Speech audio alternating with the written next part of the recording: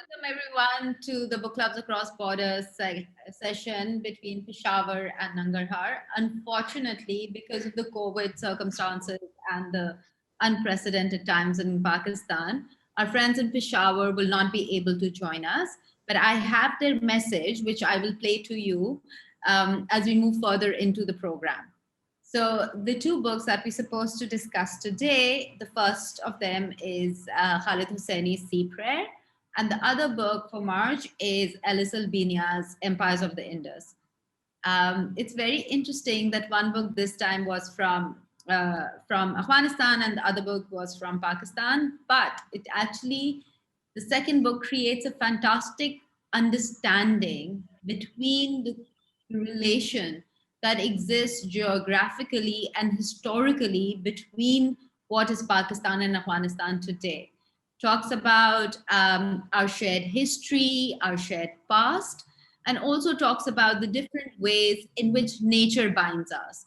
So if I were to give you a quick example, I would say that the river Indus, which originates in China, in Lake Makam, from China, it enters the Gilgit-Baltistan region of Pakistan. From Gilgit-Baltistan, it comes down to the Khyber Pakhtunkhwa region via Kashmir. When it comes to Khyber Pakhtunkhwa, it bifurcates, right? And it comes into the Kabul River, one of the tributaries, and the rest of it falls down into Punjab. From there, it splits into 5 rivers, flows down to Sindh, reaches the lower Indus Delta, and becomes part of the Arabian Sea. I bring this up because the Indus River is a source of life, like water is a source of life. So the river that flows through Pakistan and connects Kabul River through KPK actually creates a geographical sort of codependency amongst us. And then, of course, we have the Turan line, which creates another geographical demarcation between the land. So Pakistan and Afghanistan share a land boundary, but we also share a water boundary if we were to connect with each other via the river. So we could actually just follow the path of the river and enter Kabul, or we could actually just cross the border. So that is something that is explained very beautifully when you will read the Empires of the Indus. For today's session, before I start what I have to share with you, I would like each and every one of you, one by one, to tell me what you thought was the most important learning that you got from reading the book. If you want, we can start with the Sea Prayer and then move to Empires of the Indus. So, Jalalabad, over to you. I would like to know what you have understood from the book, The Sea Prayer, and what you would like to share with everybody about it. Thank you. Hello, good afternoon. Thank you. Actually, yeah, the book Sea Prayer, which Khalid Hassan has written, it is one of the valuable books. So at first, when I got the book, I thought it's like a book. Most often we see the books which is illustrated with the paints, artwork, and as well with pictures for kids. I thought it may be a book small, or maybe there will not be much information about, or maybe the story. When I was reading the book, I thought, no, it is not that kind of book. I learned much. So first, I want to talk about the civil war in Syria. That also it is known as Syrian uprising or Syrian crisis. So that there in Syria happened. So there, the bad government, they fight against those people that they want to remove the government, and also the conflict that it began on 15 March 2011 in Syria. There with demonstrations, all the conflict began with demonstration. There, the protesters in Syria, they demanded Bashar al-Assad to resign. That's why maybe they were not agree that they were disappointed from their government. They wanted them to resign. But His family has held the presidency since 1971. That's why, so while the most of the Bashar al-Assad supporters were Shia and others, the oppositions were Sunni, that was, we can say, the regional fight or regional conflict there. And about the book, I can say that it is a beautiful hunting story about a father's desperate attempt to imbue his son Marwan with the memory of pre-war Syria before his family embarks on a dangerous journey across the sea. And also the little book has illustrated with the most outstanding artwork that depicting the prayer in washed watercolors that the father is sitting and telling his son of his own childhood. He lived a happy life in Homs, a place where Christians lived side by side with their Muslim neighbors and haggled alongside each other in the souk. But all this ended when the bombs started falling. People lived in poor conditions, their homes destroyed, millions of families they displaced, and a lot of people they drowned due to migration at sea, which is very sad and painful. And also it is one of the valuable book because it has taught me a lesson to look around me, appreciate and give thanks to my surroundings, to think about those not as lucky as I am, and also to think at least I have a roof over my head and food on my table, and also to realize that my problems are tiny in comparison to what millions of people are facing in their war-torn countries. And they are wondering if the next bomb will end their life. This sea prayer, it was not only belong to the Syria, like other countries we have, actually Afghanistan, but I was reading that, so it really made me sad, and also it was full of sad story. All the artwork, all the pictures, it was really disappointed, really a sad story it explains. All that I learned, it was on the imagination and the picture of our own country as well. That's what's all about the sea prayer. Thanks.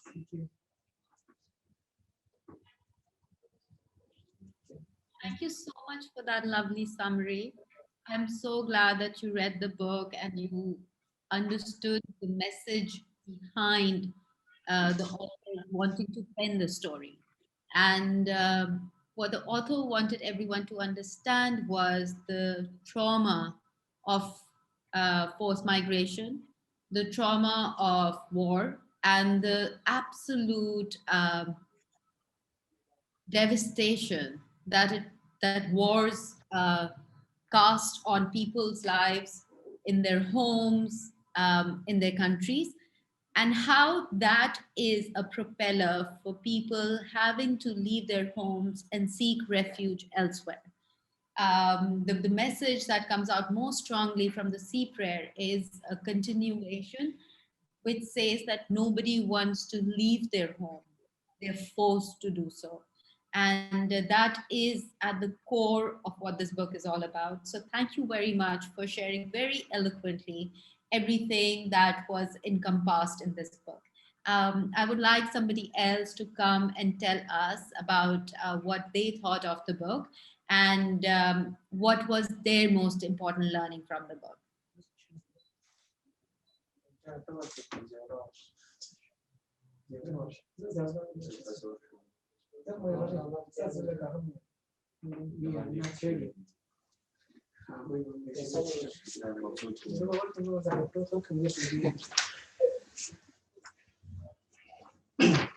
Good afternoon. This is Hamid Sarat, and it's a great honor to be here again, and glad to meet you again. So what I have read the book about, it was about this, like the name of the book was Sea Prayer, and the author of that book was Khalid Hussain. So all about the book which I read, it was it got really nice and impressive message to all the people. And overall, the message of the book and what I've read in the book was about the fight, about the conflict which is going on in like different kind of countries. So it was a great, there was no need even, like somebody can understand like through the art, like the author, yeah, like he did like some of the artwork, and it was, like a great, understanding for the people that, like without even, like the reading of the statements, they can easily understand what the book is about.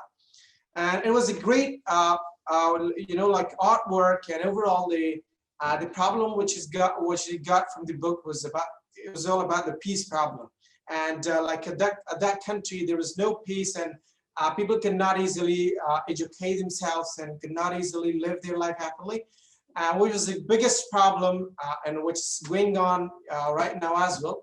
And it's better to work for the solutions of all these problems, and to communicate well with the people, and to understand what is going on and what the solutions should we offer for. And we can easily understand like what the importance of peace is through the like the seeing of all those arts, and along with the statements which we read, and we can easily get the true and magnificent meaning of the real peace. And definitely we can know the importance of peace when we got no peace inside the country. And so the same thing, if we got no peace inside a country, so definitely we cannot easily live inside the country happily, and we cannot promote ourselves, and nor we can like offer to someone to stay inside, or to educate well themselves. And so everyone loves the country, like their country, as we have the problem which says east or west, home is the best. So the only thing which we can live inside our country is to have a good or proper peace inside the country. So nobody loves to leave the country, and unless like there might be some problem, or he or she, like the person, may face to some problems. So that was all what I've read from the book. Thank you very much. Thank you so much for your thoughts. Anybody else from the group who'd like to come and shed light on what they thought the book was about? What did they enjoy reading in the book? Or any other thoughts that they have on the book itself?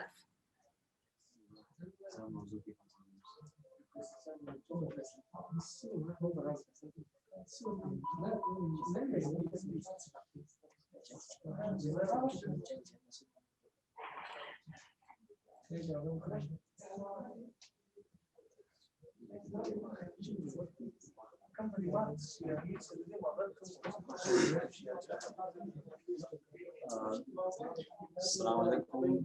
Greetings from my side to you, ma'am. It's a pleasure to see you again and discuss with you some important topics today. Actually, I haven't read the book because it was too big, and I had leaving a book in the middle. So because we just according to my capacity, I read books which is under 200 pages or less than that. So today I'm here to learn from you, learn from other my mates, from the from friends from Peshawar, and you especially, because whenever I come here, I bring with myself too little, and I bring back too much. Like I call it in Pashto, ilmi khurak, for example, like education food. You know, it's my own concept. So I wish I learned. Thank you. Thank you for that. The sequel is very thin. I would suggest that you definitely pick it up and read it. And the best part about the book is that it comes with illustrations. It's very beautifully illustrated. So there's very little text, but there are these beautiful pictures that kind of share that whole story in a very pictorial reference way. So I would definitely suggest that you do that for sure. I have a few things that I'd like to share with you today. The first of them is a photo of, I don't know how many of you actually saw the photo which inspired Khalid Hosseini to write that book. So I wanted to show you that photo of the child which inspired him. So this is the photo of the child. Have you seen this photo on the internet? Yes, yes, ma'am. Small Syrian refugee. It's a child whose father and mother were trying to find a safe haven for him. And unfortunately, they were lost at sea and they could not find safe shelter. This particular picture, when it hit the internet, it created a massive uproar. Different celebrities from across the world, um, different activists, different politicians, all had a say after watching this photograph. So I thought all of us should see the photo to understand the absolute trauma of war and the loss that one has to bear. Having said that, I have another thing that I would like to share with you today. Can you guys see my screen? Yes. So this is Khalid Husseini explaining what inspired him to write this book. And it also talks about his refugee story. So I would definitely ask all of you to have a listen and a watch, and then we will come back and talk more. I'm Rachel Leah with Salon TV, and I'm here with a very special guest, Khalid Hosseini, author and Goodwill Ambassador for the United Nations High Commissioner for Refugees. He wrote best-selling novels Kite Runner, A Thousand Splendid Suns, and The Mountains Echoed, and most recently, the new fiction book, Sea Prayer, which is out tomorrow. Khalid, welcome. Thanks. Thank you. Nice to be here. Yeah, so excited to speak with you. So tell me about Sea Prayer. When did you start writing it and why? So Sea Prayer was inspired by a very famous photograph, that of young Alan Kurdi, who was a young Syrian boy, a refugee whose family attempted to come to Europe by boat, and the boat capsized and his body washed up on a Turkish beach in 2015. In fact, this month is the 3rd anniversary. And that photograph, as a father, just bludgeoned me. And it prickled the conscience of millions of people around the world. And I had been thinking about that photograph, and I was asked to speak at a fundraiser for UNHCR, the UN Refugee Agency. And in a span of about a couple of afternoons, out came this monologue. And I imagined what it would be like to be his father and to watch that photograph and to see a soldier who didn't know Alan or didn't know the sound of his voice lift his body. And he also lost his son Galib and his wife Rihanna on that same day. So I just tried to imagine what he must be going through as a father himself. And so it was the sort of the germ for writing Sea Prayer. And Sea Prayer, it's a lot shorter than the other books you've written and illustrated as well. Yeah. Why did you decide to tell the story in this way?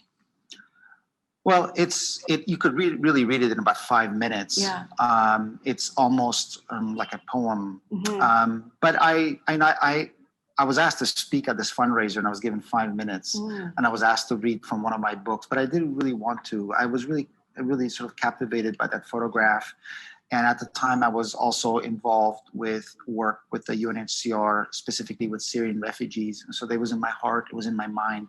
And I just kind of see what came forth. And what came forth is this monologue told by a father to his son who's sleeping in his arms on a moonlit night before to attempt one of these sea crossings to Europe. It was one of those books, I read it several times. You kind of just can return to and find new things and see new things, even its kind of shortness of it. Well, thank you. Yeah, thank you. And as you said, it's written in the form of a letter to your son. And it kind of brings in this powerlessness of not being able to protect your child. And you really go into what that means as a parent, who are forced to flee their countries, fleeing from violence and often having to embark on really dangerous journeys. Did you speak to your own children about Alan? They, my son, who's 17, and my daughter, who's 15, are well versed in my work with the UNHCR. My son has traveled with me to 2 missions, last year to Uganda, this year to Sicily and Lebanon.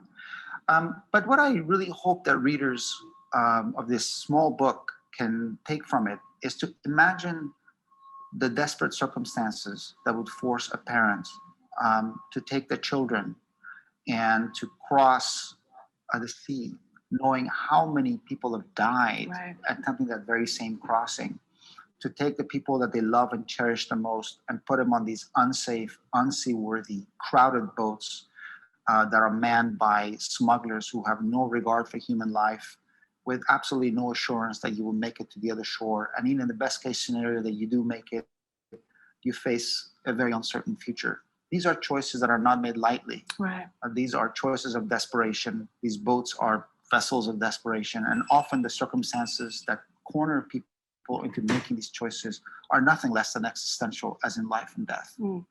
It kind of illuminated for me how little choice there really is, because what is the alternative? To stay and maybe also experience worse violence, or to try to find some form of safety, and how we need to rethink this kind of shame or whatever it is that we place on families who are forced to flee.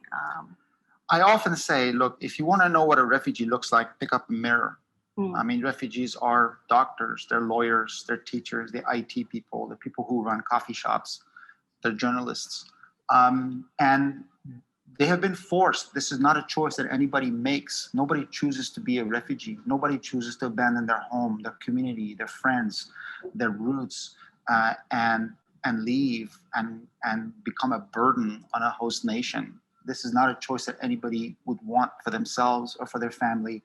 But the fact is that refugees are cornered into these choices by persecution, by abuse, by the threat of violence, by existential fear. And the choice to return home for many of them has been taken from them. Every refugee wants to go home. This is one of the common things that I run into, no matter where I speak to refugees or what country they're from. A Syrian refugee in June told me quite beautifully, he said, look, even heaven is not home. And so there's a deep desire to return home, but that choice has been taken. And the choice to leave home for refugees is never easy. It's always agonizing, and it's always last resort. People try to stick it out as long as possible, and only when things appear absolutely untenable do they make the choice to leave. And before we got on camera, you were saying that you were a political refugee as well. And this marks, did you say the 17th? I've been in this country for 38 years now. This is to this day. This very day, September 17th, my family arrived. And so I came to the US as a refugee. My family was resettled in the United States in 1980. And so I, as somebody who sort of, my circumstances were quite different. Millions of Afghan refugees lived in refugee camps and so on. My family was in France when the Soviets invaded Afghanistan. So we were resettled from France to the US. But I feel a connection with the circumstances of displaced people. Yeah. Through watching my parents, who were middle-aged by the time we arrived in the US, I know how hard it can be to, leave home and everything you've worked all your life for, and suddenly your entire life can be described as a small rental house and a suitcase full of clothes and a bunch of kids. That's really hard. And not even just leaving home, but what does it mean to start over? It takes a lot of work to establish new identities, to sort of adapt to new circumstances. My father studied law. He was a diplomat. He worked for the foreign ministry. My mother studied Farsi literature. She taught Farsi and history at a high school for girls. In the United States, when we came here as refugees, they had to redefine who they were. And my mom became a waitress at Denny's for a while. Eventually, she became a beautician, and she worked at this little hole-in-the-wall salon for almost 2 decades. My dad, for whom I think the idea of being on social welfare was a real blow to his dignity, took on a bunch of jobs. He was a driving instructor, and eventually worked with the city of Santa Clara and gave welfare to refugees who were coming to the U.S. So he went on the other side of it. As you have picked up that torch as well.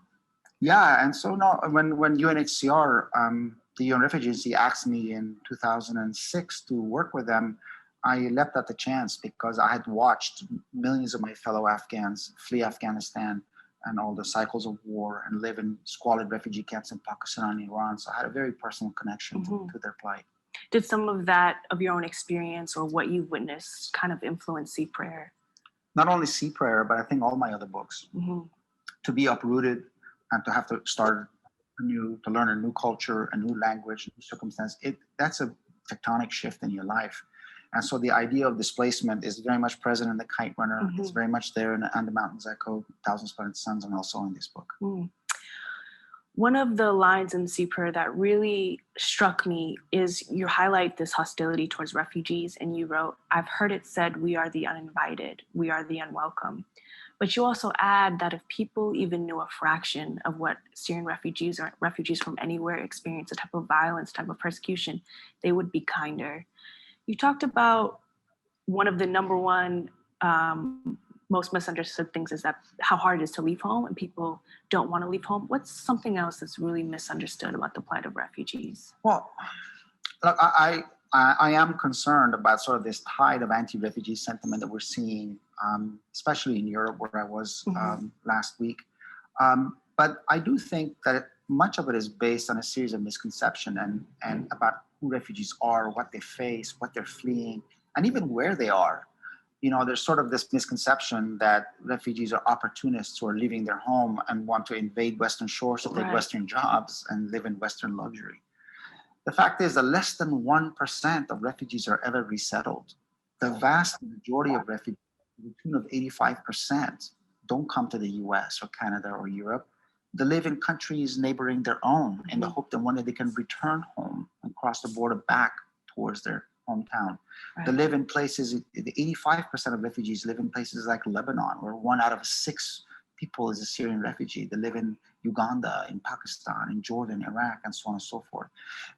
And so for them, the choice to return home has been taken from them because they no longer enjoy the protection of their government. They never wanted to be in this circumstance to begin with. And so that's why I think, given the fact that there's sort of prevalent misconceptions about refugees, misunderstandings about who they are, it's so important that for me, as a writer, to keep telling stories of refugees and to keep trying to bring a human dimension to the headlines that we see. I've seen you speak about, you know, that often the neighboring countries are the ones who take the most refugees in, and you know, there are moral and ethical responsibilities as global citizens. Why do you imagine it's so hard for nations to treat refugees, people who are fleeing violence, with compassion, with humanity?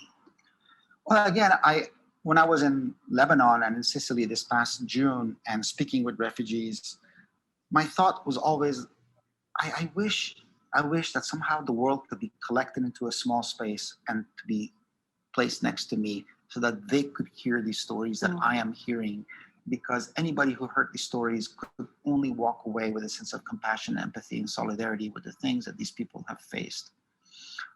Again, I think a lot of it is not based on ill will per se, but it really is based on a lot of misunderstandings and lack of information, and also a disconnect between headlines and actual human stories. You know, you hear that there have been in 2018 so far at least 10 incidents where 50 or more people died at sea trying to reach Europe. But that's a number. You know, statistics and figures have a way of blunting our emotional response to these stories, and that's why it's important to remind people that every single individual who boarded one of those boats is a human being that is an expression of creation and that is deserving of being treated with compassion and dignity, and have their human rights respected as you are or I am. It's interesting then also to have the illustrative aspect of Sea Prayer, because it's not only verbalizing this humanity, but also depicting it in a very, very visual way too. Yeah, I mean, I owe an enormous debt of gratitude to Dan Williams, who illustrated this book evocatively, gorgeously, I might say. His light touch, his spot-on choices, his beautiful sensibility have really become the images are such a beautiful partner to the words, and they really enhance each other, and has really helped elevate this book, I think, to a very fulfilling emotional level, into a small book that has a big message and a big heart. Do you think you would kind of go down this route in the future more? It was really fun. I enjoyed working with Dan, although I more or less gave him free rein, as it were. You know, he's a very well-respected artist, and I really enjoyed the process. I never really set out to do an illustrated book. A series of happy accidents happened that culminated in the writing of Sea Prayer, but I really enjoyed the process. And besides just writing the book, all the proceeds are going to the UN Refugee Agency and your foundation, correct? Yes, so I'm donating all my proceeds from the sales of this book to the UNHCR and to the Khalid Hosseini Foundation, which I founded back in 2008 with my wife, and with which we hope to make a difference in the lives of women and children in Afghanistan. What do you imagine the funds will be used for? Look, I've been to many regions of the world, and I have seen humanitarian organizations on the ground and the work that they do in providing shelter, education, healthcare, indispensable services that all human beings need and deserve. And the fact is that every single year, UNHCR is asking for funds because they're always low on funds. And those services are so indispensable and make such an enormous difference in the lives of people who are fleeing war and persecution that we need to continue to advocate for them and ask for people to donate. So this So is helping. supporting this book will not only hopefully help people read the story and enjoy the story, but also help support a great cause. And now, as far as your writing, I was interested to know that you were a doctor first. How did you find writing? It almost seems like two disparate kind of experiences. There really are. I mean, I never had to find writing. Writing really found me. I hope that doesn't sound too precious, because from the time that I was a small boy, I was deeply attracted to the creative process. I remember storytelling was something that was part of my life for as long as I can remember. When I was a young boy in Afghanistan, I would write little plays for my cousins and siblings, or we would act them out at parties for parents and guests. And I wrote a lot of short stories when I was a young boy, and I kept writing throughout my life. It was that a compulsion for myself. It was something that I really, really loved doing. I never really planned to have a writing career. In fact, I didn't think that was even an option for me. I came to the US, I didn't speak English. And like the children of a lot of immigrants and refugee families, I essentially, my choices were boiled down to the holy triad, lawyer, doctor, engineer. Yeah. So I went to medicine, which I enjoyed, but writing was always my passion. And from my stance, your books for me seem rooted in pain and humanity and kind of how universal those topics are. I don't know if you'd agree. Well, I think yes, I mean, there are, first and foremost, they're family stories. You know, all of my books can be described as family stories within which there's so much ground that we can plumb for the great themes of literature. And this is almost trite to say, but love and loyalty and friendship and guilt and duty, forgiveness. So my books do deal with different circumstances because, you know, they're set in Afghanistan. It's a country that's seen so much turmoil. But what I love about reading is that I can pick up a book about the lost boys of Sudan, which is the farthest thing from my personal experience, and then read that novel and suddenly be in the shoes of somebody who's so different from me. That's the gift of stories, is that they allow us to connect with people that are very different from us. They allow us to widen our moral imagination. And that's why I think, again, one of my real hopes for this book, and in whatever capacity, is that we'll help humanize headlines and numbers and remind people that there are actual human beings behind these stories that we hear about in the news. Right, I almost see your books as windows, you know, into the Middle East or Afghanistan specifically. But as I was saying before, how important and vital it is in depicting people from that region with humanity, with interiority, you know. And so I think that's really special. And, you know, your book, Kite Runner, has been translated into 40 plus languages at this point, adapted for screen, you know, clearly beloved all over the world. And, you know, people can read and get windows inside. Is that significant to you that your books, you know, are read all over the world and translated into many, many languages? Well, I mean, it's enormously gratifying for me as an individual, as a writer, certainly, to know that I can connect with somebody who lives in Yemen or Johannesburg. And it also speaks to the power of stories. We are a species hardwired to respond to story, to narrative, to meaning. we intellectually get facts and we get numbers and statistics and figures and the things that hard news can provide. But for us to really understand something, to really care about something, ultimately we need to be invited into some kind of human experience, some kind of storytelling process by which we recognize a piece of ourselves in somebody else's life. And I think that's what is not unique to Kite Runner. I think any novel that people have enjoyed, they see themselves in these stories. You know, in the Kite Runner, maybe a young boy will see his father, will see somebody who didn't stand up for his friend. A refugee might see that experience of being displaced and so on and so forth. Everybody brings their own experience to the reading of a book.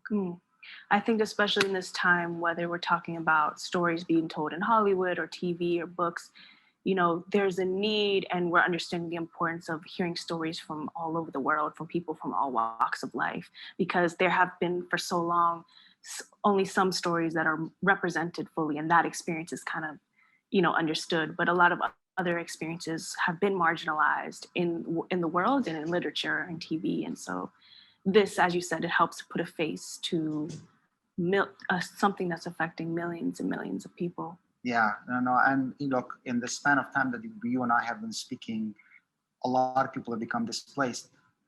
A person is forcibly displaced every 2 seconds. There are over 68 million people in the world displaced, over 25 million refugees. This is a displacement crisis of historic proportions. And so I feel it's, and we are dealing with a climate that is not always friendly to the plight of refugees. And so I feel that telling the stories of refugees, inviting readers to re-engage with this issue, perhaps even on a personal level, to share these stories with their friends, their community, their families, is vital. And Sipra, it's out tomorrow. Everyone can buy it where they buy books. Wonderful. Congratulations on the new book, and thank you so much for joining us. Thank you. I appreciate that.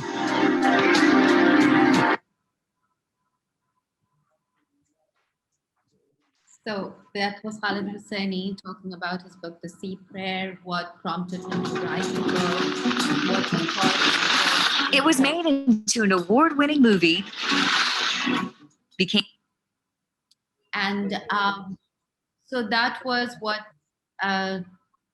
his story was about. I hope that you all really, really enjoyed listening to him talk and understood the power of stories. I love the fact that he talked about how stories which are not situated in our reality still have a dimension of adding to our understanding of the world. Have to be speaking in a language that they understand. And the one language that we have is our emotions through storytelling. So I would really encourage all of you to read definitely more, to listen, and to create stories. You could write small stories yourself. You could speak to others about stories that you hear, things that are happening in the world around you, connected to yourselves, connected to the things that are happening around you, and see how are they different and how are they similar.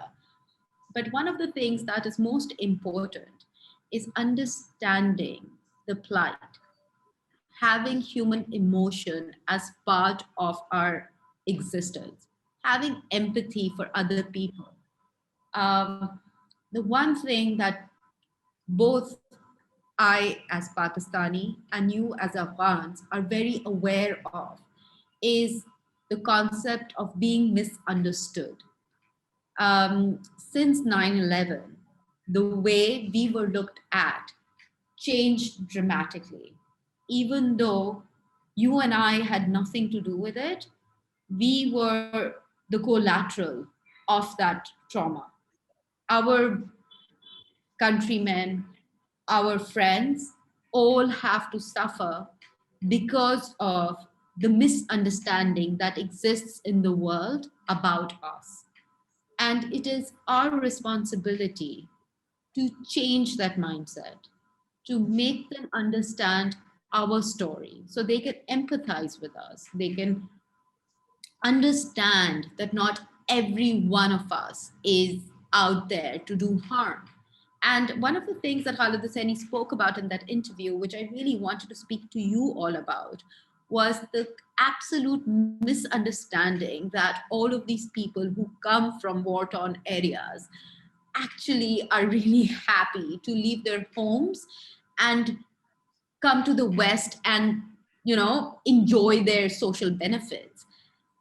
They don't understand under which circumstances are these people forced to leave.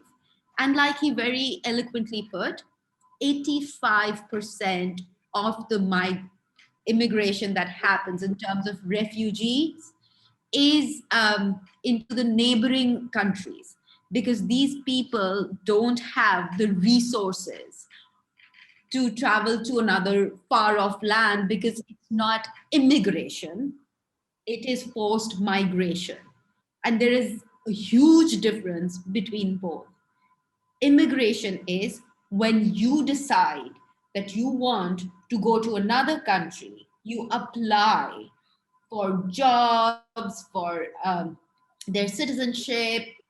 And once you have opportunities and an invitation, you wrap up your things in your own country and go at your own pace. It is uh, it's a recognized decision. It is a decision taken by the individual, as opposed to forced migration, in which suddenly your country is thrust upon a war that you had nothing to do with. And now you have these rocket launchers and Kalashnikovs, which are going off around you. And you know that if you remain here, you are putting yourself, your loved ones, at risk of death. So, what do you do in those circumstances? You do not wrap up your houses and your lives. You do not look up for jobs and ways of better earning. You just pick up whatever you can and you run for safety.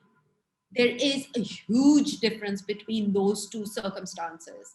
And anyone who ever feels that there isn't any difference, then they do not understand the trauma of forced migration.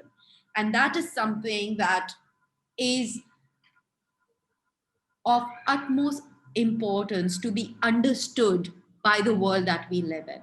Again, like Khalid Hosseini so eloquently put, he spoke specifically about the current times that we live in and how these times have created a world in which a large population of human beings are at risk of death and are forced to leave their homes and move to other countries or to safer areas where they can find shelter. Within Pakistan, I remember I come from the north. I'm living in Karachi right now, but I originally come from Aptabad.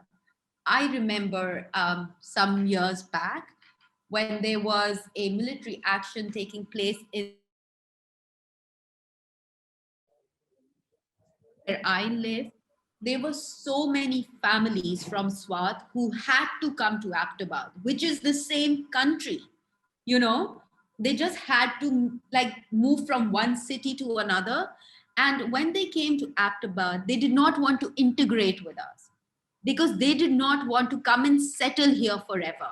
They just wanted some shelter till their own city was safe again so they could go back. And once the city was safe, all of them decided to go back. Very, very few, maybe 2 or 4 families, decided to stay back because they were happy with the business ventures or they were happy with the children's schools or whatever. That was a decision that they took. But they knew that their homes back was safe. They did not cut off their ties with their own place of origin, but they created two safe places for themselves, which is another thing altogether. There are so many Afghan refugees in Pakistan, a lot of them in the north, again, the Khyber Pakhtunkhwa region. And I remember meeting a lot of them. There are a lot of Afghan refugees in Karachi. They always tell me that they are just waiting for things to get better and then they will go back. They don't want to be here.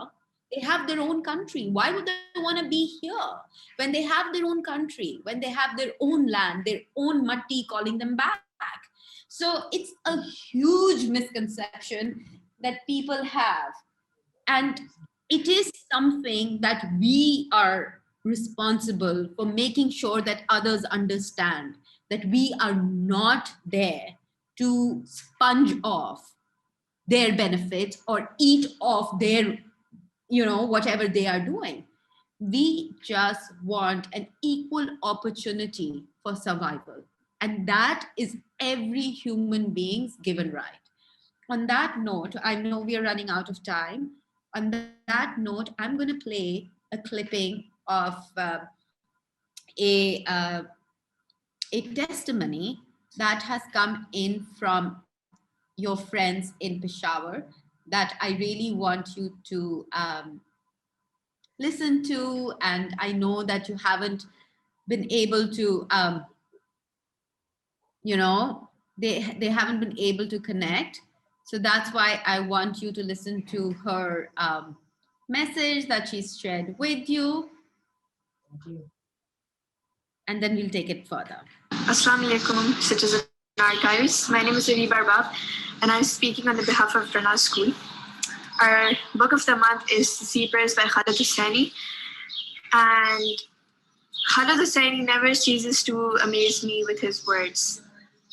And Sea Prayer is no exception. He continued to surprise everyone with how he conveyed feelings of such controversial topics in just a few pages. Barely 20, I guess, because most of them are just illustrations, which brings me to my next point.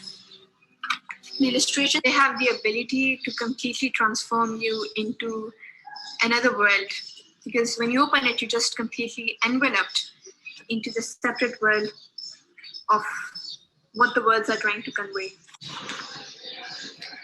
A major theme that prevailed in this book, which I personally resonated on, was love for motherland. I, for one, love my watan, my motherland, and I'm not the only one. And the way Alan Kurdi, the person that this book is based on, the way Alan Kurdi and the way Marwan's family had to leave their Syrian homeland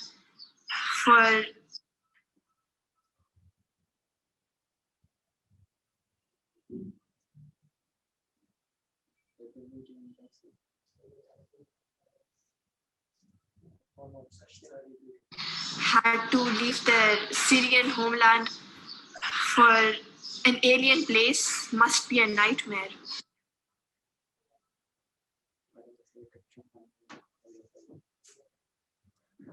So this is what Rana School had to say about the book.